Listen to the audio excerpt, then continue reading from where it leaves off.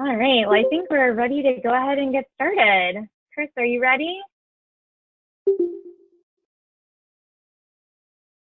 Chris, you might be muted. There you are. As soon as I get off of mute, I am absolutely ready.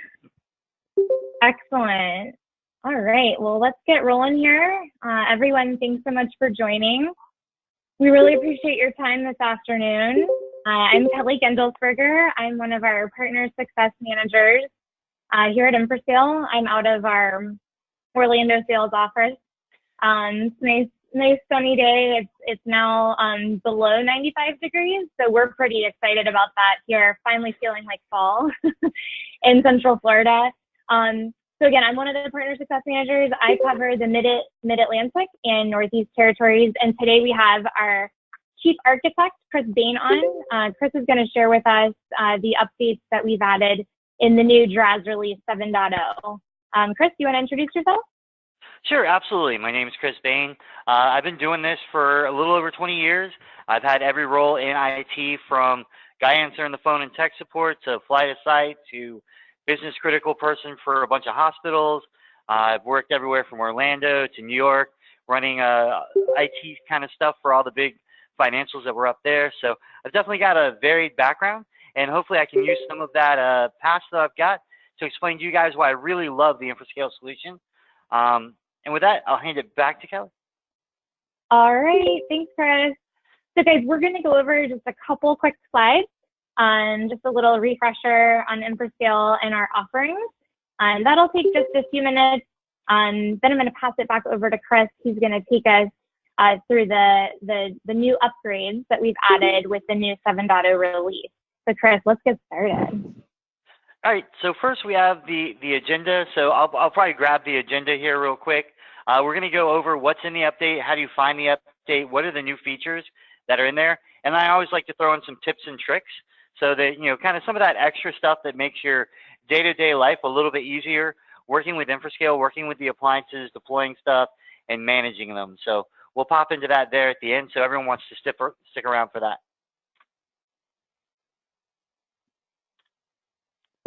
Thanks, Chris. All right, so many of you on the phone are current Infrascale partners, and thank you so much for your business. We certainly appreciate it. Some of you might be new to Infrascale. Some of you may have worked with us for 10 years. Maybe there's a couple of you that have not yet worked with us. So I just wanted to do a quick high-level overview of the Infrascale offerings.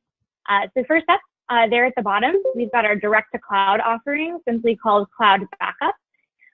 This is to protect endpoints, so desktops, laptops, tablets, mobile devices. Allows you to protect at the file and folder level. We also have a bare metal restore option as well, in case you'd like to protect at the image level. We give you unlimited version history in the cloud, and ransomware alerting, which is done via our anomaly detection.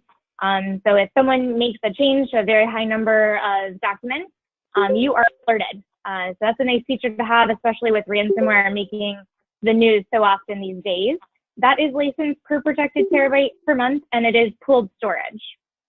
So next up, we have DRaaS, which is our disaster recovery as a service offering. This is for critical servers and applications that your clients cannot afford to have go down. So if you've got clients that say, you know, hey, you know, this sounds great, but I can afford to be down for several hours or days even. This is not the right tool for them. This is for people that need to be up and running immediately.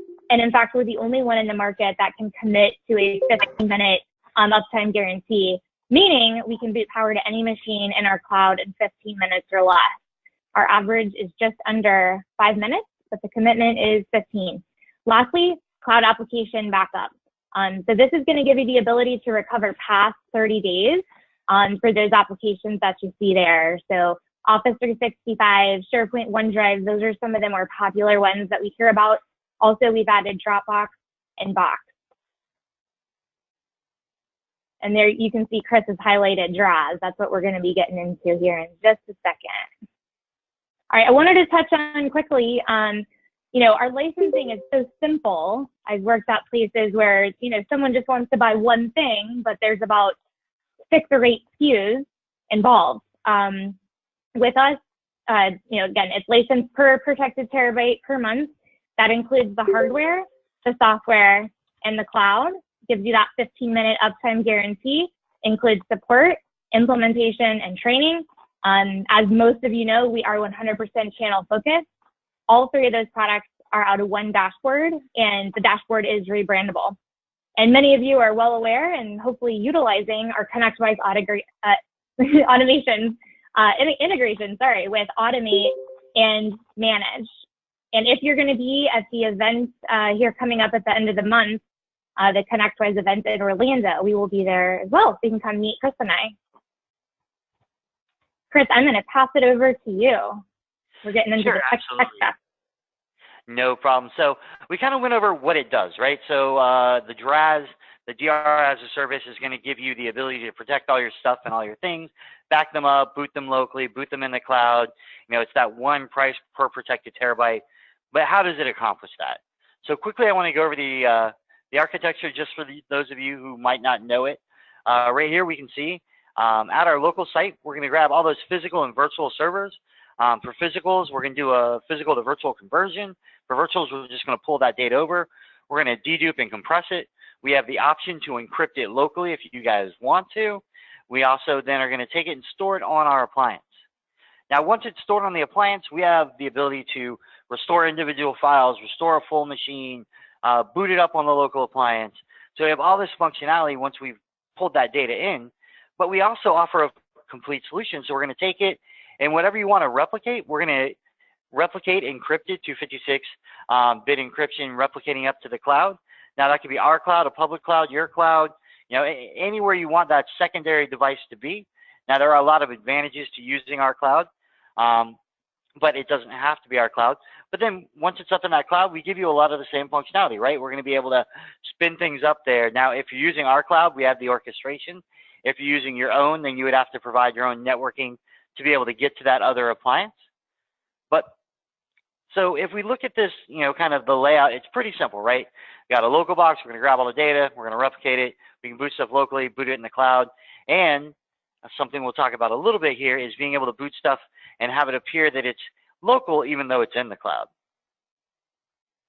Now, first I want to start out kind of with the team, right? So we've got this giant update that we're talking about.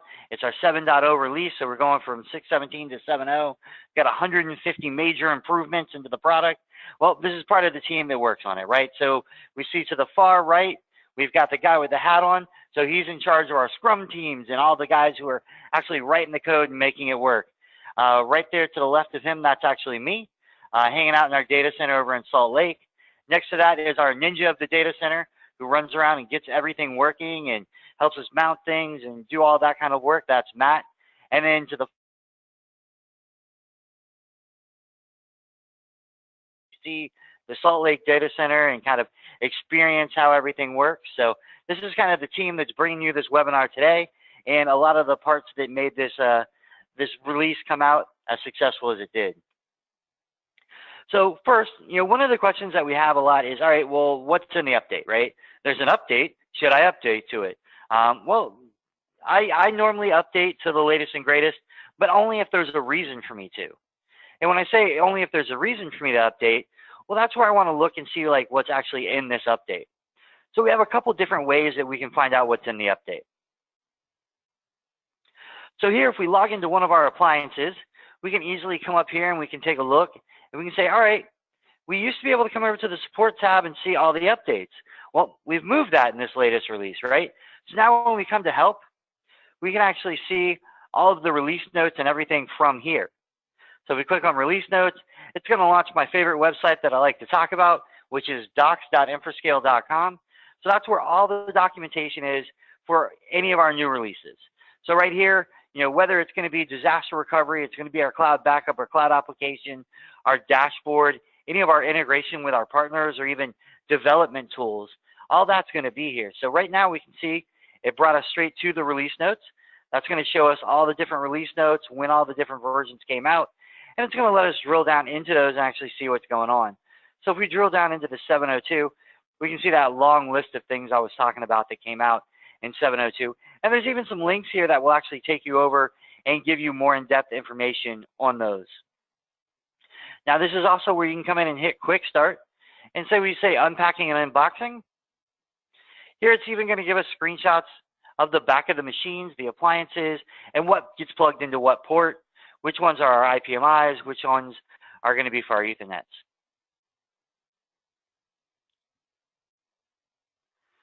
Now with that being said, next thing we want to take a look at is, well, how do I update my appliance, right? So, how am I going to know there's an update? How do I actually update the appliance? Well, there's a bunch of different ways that you can do those things. So if we look here, go ahead and switch you guys back. We can come down here and go to DR Sites and Appliances. And this is going to show us all our appliances. And anything that's got this little exclamation point, it's going to let us know that, all right, there's a new version of that firmware. It's going to show us what we're currently running and what the new version is. Even over our status over here, it's going to tell us it's downloaded the new version and it's ready to be installed. Now, to install the update, we can simply come over here and we can tell it we want to update the primary appliance. Or we can go in and we can say we want to manage the primary appliance. And that's going to actually bring us up that interface to the appliance. And once we're in the interface for the appliance, we're going to have a tab on the dashboard side that's going to go ahead and tell us, hey, there's a new version, it's been downloaded. And here we can simply tell it that we want to install it and update, and we're going to install that. Now, when you have a replicated set where you have a local and a cloud, it's going to install it locally first, reboot, come online, and then it's going to install it in the cloud for you also. Now, one thing that you want to think about when you're doing these updates is you definitely want to think about doing, making sure that everything you have booted is shut down, right? It's not going to let you like boot a machine or reboot the appliance if you might possibly be running a business server on there. So you want to log into your appliance and make sure that everything's shut down, but it's even going to warn you when you go to do the update that you have stuff running and you need to shut it down. Now, let's start jumping into some of these features that are here. Import and export backup job schedules. This one's kind of huge. So say you get to an environment where you have multiple appliances, or maybe you're an NSP managing multiple customers and you want to be able to offer that same level of SLAs across the board. Well, now it's really easy. You can just log into your local appliance, configure all the schedules you want, export them, and then whenever you roll out a new device, import those custom schedules that you've got. They're all going to come in, and it's going to be really easy to set those up and to assign clients to those new custom schedules. Now, another thing that we've added here is a different backup agent. So we use a backup agent that's commonly used across the industry as our default. But right now, we've added in our own Ignyte backup agent that's written from scratch. So what's awesome about this backup agent is it can go out there and, in a lot of cases, fix issues you're having with backups. So if you're having failed backups due to quiescing stuff, or failed backups due to some kind of VSS snapshot error or something like that, using our Ignyte engine fixes most of those. And it fixes them even if you're coming from other products, because again, this is a ground up new way of doing these snapshots, a new way of doing protection for Windows machines. Now also with this, we've added the retention policy. So in a big way here, we've added the retention policy update. What I say with that is, before we added in for virtual backup jobs, we're kind of doing that grandfather, father, son. So we're keeping all jobs for 7 days. So if you're doing hourly, we're keeping 24 backups a day for 7 days. And at the end of 7 days, we're keeping the last backup of a day for so many weeks, and the last backup of the week for so many months, the last backup of the month for so many years. Well, now we've spread that to doing even physical backups.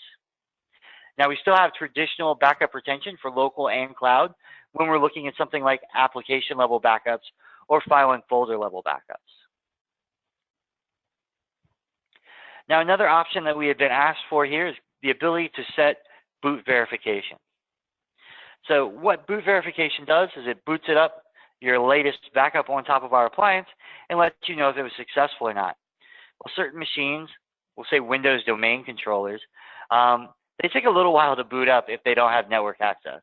And we do that boot verification, we're not giving them network access. So here, this gives us a great way to be able to say, all right, let's go ahead and wait 30 minutes instead of the default 15, so that those domain controllers can come online and go ahead and start all the way up, and we can verify that they're usable.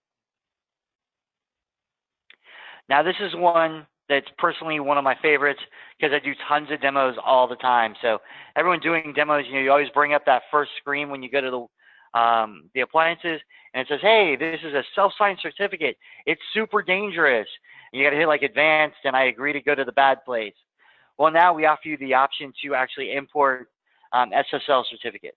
So you can go out to Let's Encrypt, and you can get an SSL certificate. You can import it here, and then you actually get the green little lockbox that says everything's good, everything's encrypted, everything is safe.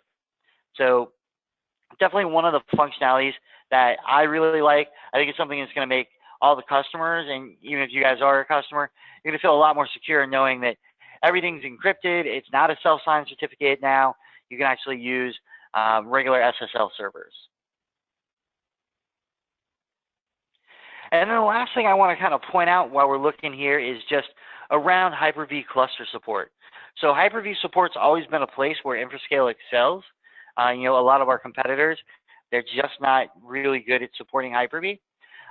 We have excellent Hyper-V support. We can restore directly into Hyper-V.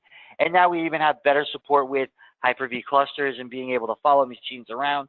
So you just install an agent on the Hyper-V server, and you don't necessarily have to install it on all of the guests to be able to back it up and protect it.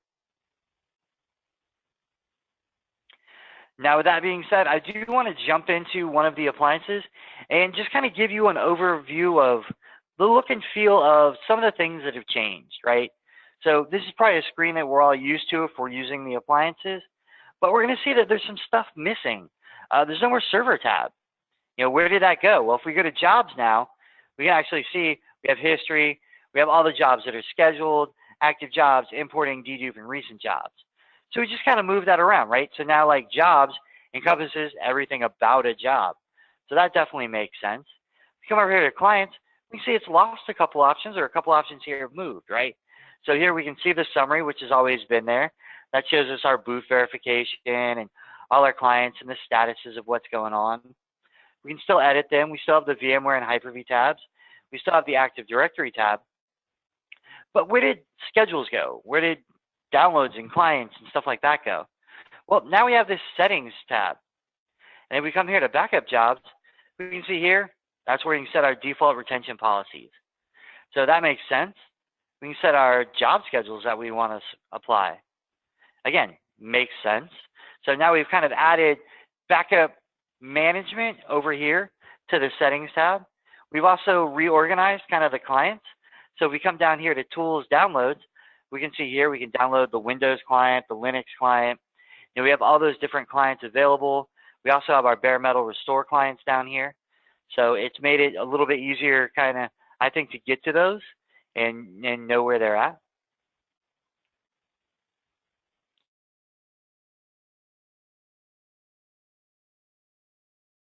Go ahead and jump into my favorite part. Well, actually, I guess not. We have one more thing.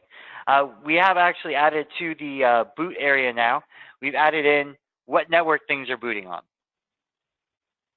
So if you boot some stuff up, here you're going to be able to see what network it's booting on. So by default, typically when I'm doing my testing, I'm booting stuff on no network. We still have that isolated private subnet, and we also have that production network that we can boot things on. Now we're jumping into my favorite part, tips and tricks. So some of the stuff that's kind of fun that's out there, for you guys to deploy this, to manage it, to make life easier for you. We've now added the IPMI address into the network area within the appliance. So previously, you could always see what the bond was if you had paired up your NICs and you were going for performance or redundancy or something like that. We could always see what Ethernet 1 and 0 were, what IPs they had, stuff like that. But now we've added in the IPMI. Now, I'm going to go ahead and throw this out for anyone who wants to throw it into the chat. What's another way to find out the IPMI address of an appliance, or to find out any of the information about an appliance when you first throw it on a customer network? Now, while I'm waiting for someone to answer that, I'm going to go ahead and jump over to the web again, and I will show you guys. So here, if we jump in here and we go to a new tab, we can go to Devices, appliance.infrascale.com. And what that's going to do is it's going to scan our local network, and it's going to show us all the appliances that are local. So in my environment, I've got 3. Here I can see the IPMI address that's already been out here. I can also see all the different appliances. So if we're looking something like this brand new appliance, this 550 that I've deployed, well, I didn't have to get into my customer's network and get into their router and see what DHCP address I got. I can just come in here and see at devices.infrascale.com where all the different appliances are, their firmware, their MAC address, all the different networks they're attached to. So it's a really kind of cool cheat to finding out what's going on.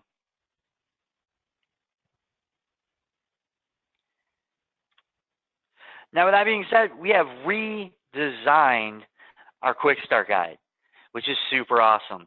So if we jump back here to the web, we can see here, this is my new machine I was just telling you about. It's going to come up and say, all right, here, I need to get into the dashboard. So how am I going to register with the dashboard? So we'll go ahead and put in our dashboard credentials. And that's going to go ahead and connect into that dashboard and let us go ahead and register with that.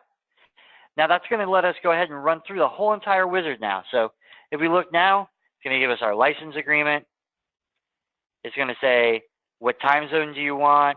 It's going to ask you for the new local password for that appliance. It's going to let you rename that appliance, put it in the right domain. It's going to let you set static or DHCP for that IP address. Now, one tip I'll give you guys here, and this is something I'm running into more and more, is if you let it be DHCP, a lot of environments now actually block outbound DHCP traffic. That way someone can't walk into your network and just plug in a tiny device and start pushing stuff out of your network. So it really makes sense on the security side, but it also, you know, anytime we add security features, it makes deploying new stuff a little bit more fun. So if you are having issues getting to the billing server or any of the updates or something like that, definitely a good idea to come in here and go ahead and set it as a static just to see if maybe that's the issue that we're running into. Now it's also going to go out there and it's going to find any new firmwares, which is awesome. So this used to be multiple reboots, right? Doing these deployment calls, the first 40 minutes was getting it rack stacked, IP, rebooting again with the firmware update. We're now minimizing all that so we can do all that in one reboot. Now another thing that's been very much asked for is the ability to seed from the primary to the secondary and not have to jump in and be able to do that and have to use the implementation team. So now we've actually added it again into that settings that we were looking at earlier. There's now tools seeding, and under seeding, you can hook up a drive, put in a UNC share, and then you can push out data to that, ship it to us, we can seed the data, and we're ready to go.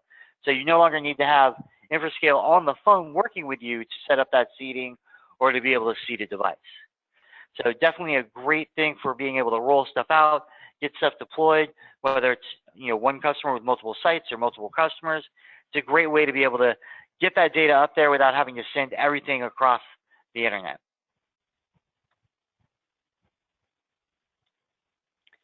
Now, one more thing that we've added here is the ability, and this is great for proof of concepts, NFRs, trials, anything like that. You can now go in and you can actually wipe the data off the local appliance, and you can actually choose to deauthorize the licenses and wipe the secondary. So if you guys are, trying something out and, you're going to move it to a different customer or something like that, there's now an easy way for you guys to be able to clean that data up without having the need to go through us first. And then the last thing I want to go over here is going to be dashboard appliance monitoring. So this isn't necessarily a new feature inside of the appliances that came out with the 7.0 update, but it's kind of something that came along with it, is now you can go in and you can go in monitoring appliance hardware, and it's going to show you CPU, memory, RAID, replication status, RAID status for all the appliances either that are under your control or if it's a customer that are underneath that customer. So it's a really easy kind of way to come in and do a quick snapshot, see where things are, make sure that everything's working, none of these numbers are out of whack, you're not using a ton of memory or running out of RAID storage or something like that. So this is definitely something that's a great add-on to being able to manage more than one appliance. So you got that one place that you can look and see everything that's going on. Now with that, we're going to go ahead and jump and open this up for questions and answers. Excellent. Thanks so much, Chris. That was a great demo. Thanks for highlighting all those new features and tips and tricks. So we did have one question come through the chat. We have a couple here, but the first one, let me scroll up here, is from Max. And the question is, what brand are you using for your appliances? Okay, so absolutely fair question. So we're using Supermicro as the manufacturer for the appliances. So they build them to our specs with the RAM, the CPU, the RAID controller we want, the SSDs we need. We actually have a DOM that's built into the appliances. So if you think of it, it's an enterprise version of a thumb drive. That's what we use to boot things up off of. So that's where our OS sits. We use that SSD to cache our catalogs for our single instance BAM storage block storage that we do. And then we do a RAID card with, and the smaller appliances, mirroring. Slightly bigger, we do RAID 5, and our bigger appliances, we do RAID 6. But yeah, it is a Supermicro box on the inside, so if you open the case, you'll definitely see their logo in there. Thanks, Chris. Next question just popped in. What's the risk of data loss with the upgrade? And typically, how long does it take? So risk of data loss, I'm going to go on the side of I haven't lost any data. None of my customers have lost any data. With that being said, I mean, there's always some risk whenever you do something. But typically with the upgrades, we're not doing any, like, we'll say major changes.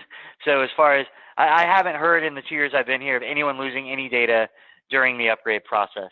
However, when you do the upgrades here, it does take, if it's a physical machine, it's probably going to take about 15 to 30 minutes to do the upgrade, just because it's going to automatically download it if you have that set up, but then it's going to do a verification. It's going to do the reboot.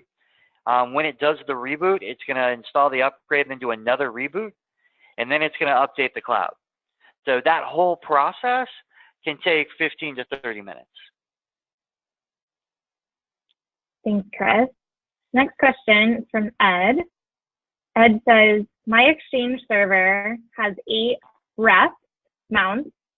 I currently use 1150 to cloud for replication. I anticipate complexities when I test DR of Exchange. Are data store of this complexity troublesome? That was kind of a long one. It is in the chat if you want to read it, Chris. Yeah, I was going to say, well, we're actually at 2:30, so I'd love to say, okay, let's set up a call and specifically talk about that. Sure. Because that's kind of a niche use case. Yeah, Ed, if you'll just email me directly or your partner success manager, we'll set up some time with Chris. Yes, we are at time. Thank you so much, everyone, for joining. We really appreciate you taking your time out. Thank you for your partnership. Thank you for your business. And Chris, thank you so much for giving us a great demo and answering our questions. Yeah, absolutely, no problem. And guys, we did record this, so we're going to be putting it up on YouTube. So we will have that link available for you probably in the next 24 hours. So we will share that with you if you'd like to send this off to anyone else on your team. All right. Thank you so much, everyone. Have a great day.